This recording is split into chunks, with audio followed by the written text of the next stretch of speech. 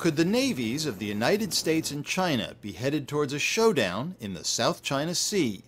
That's the worst-case scenario, but it's not impossible.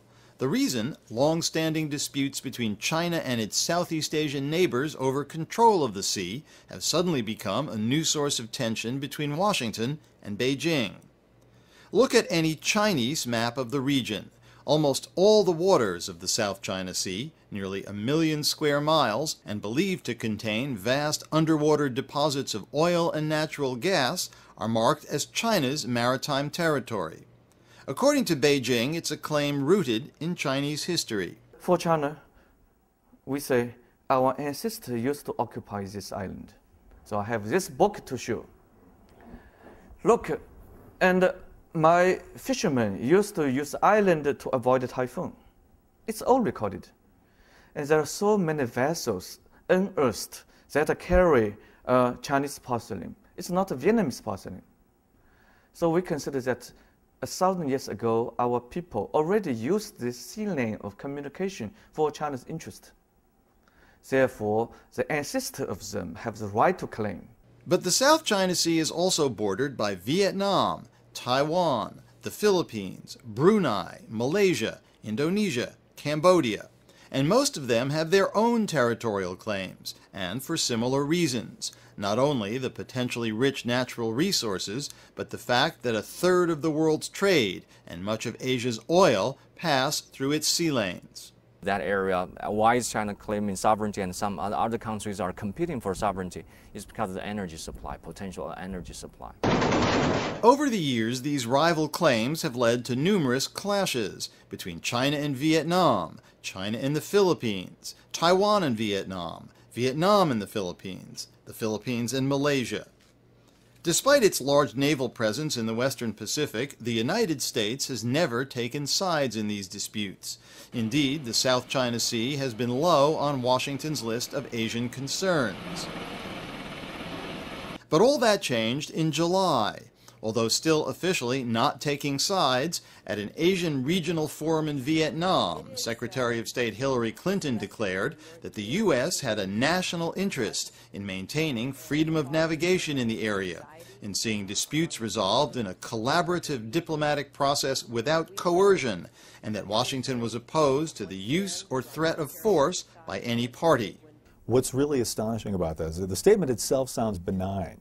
It just sounds like a perfectly reasonable, responsible position that any state could take. And what that implies is the United States contests and will potentially seek to block China's claim, the realization of China's claim over the South China Sea. If you read between the lines, it was a sharp rebuke to China's position, and I'm sure that's how it was read in Beijing.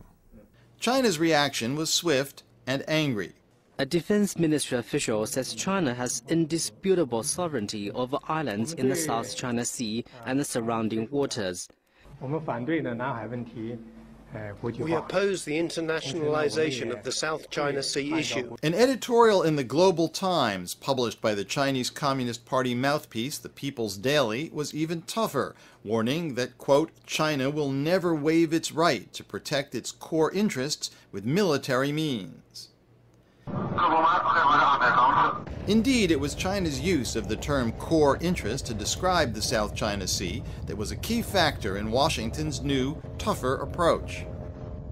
In the spring, March to May period, Chinese officials, in conversations with American officials, announced that the South China Sea was now a core national interest of China, along the lines of Taiwan, Tibet, and Xinjiang.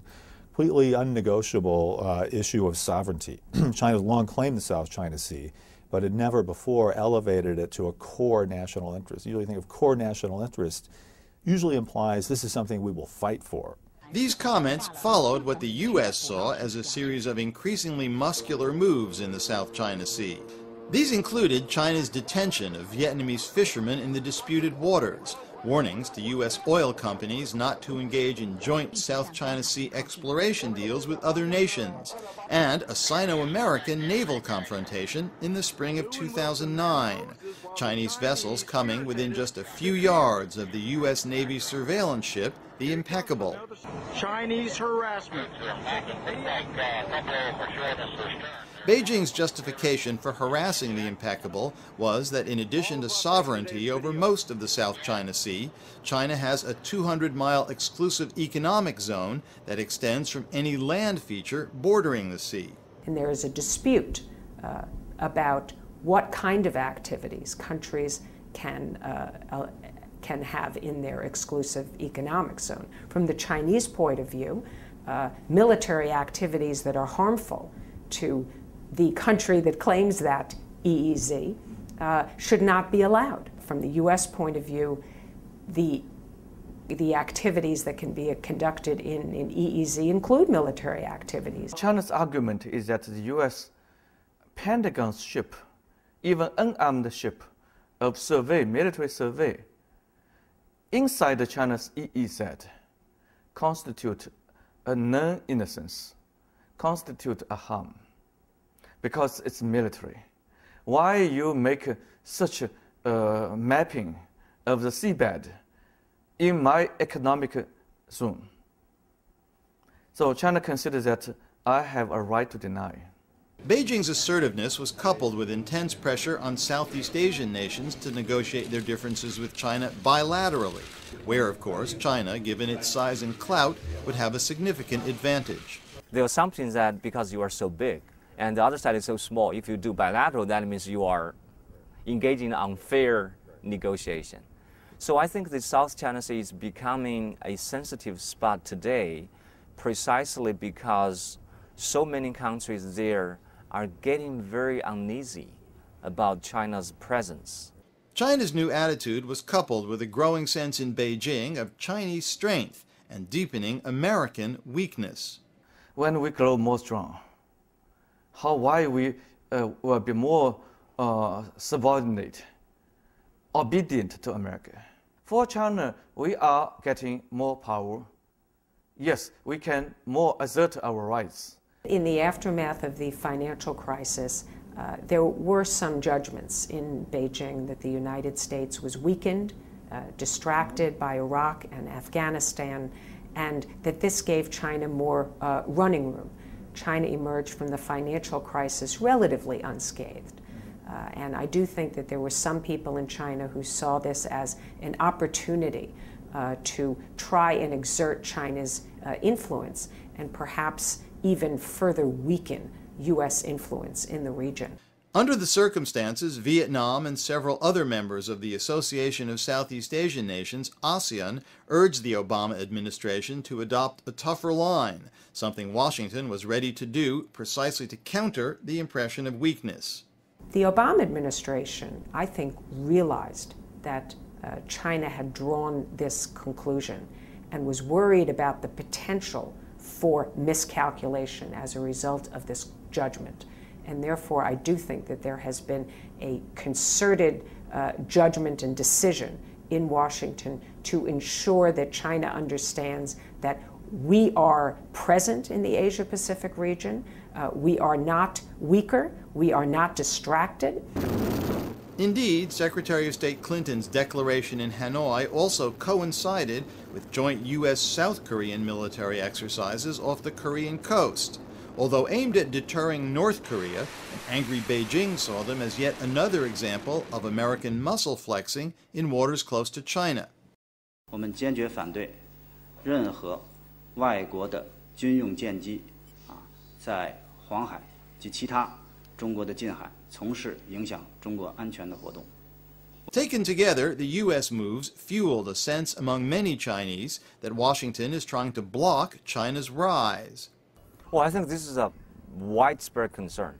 I think if you interview some of these military top brass, and they would lambast the United States for another imperialistic design against China.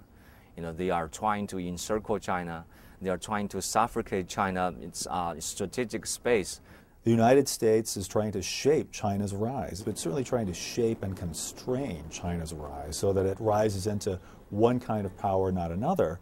And especially a power, I think, that continues to respect and acknowledge American supremacy, American leadership globally. That's what it looks like the United States wants from a rising China, and that's what it looks like Chinese elites now at least want to contest. In both Washington and Beijing, domestic politics limit the ability of either government to back down. President Obama can't risk being accused of being soft on China.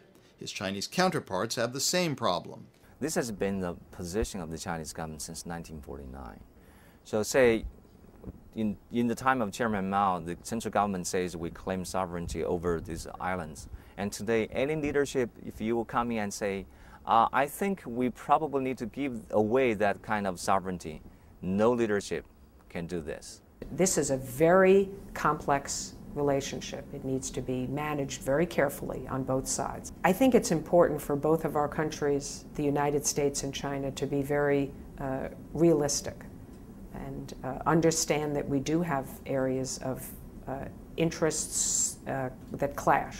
To a worryingly long list of divergent interests troubling U.S.-China relations, therefore, a new one can now be added: how to handle the potentially volatile conflict over the South China Sea. I'm Mike Chinoy.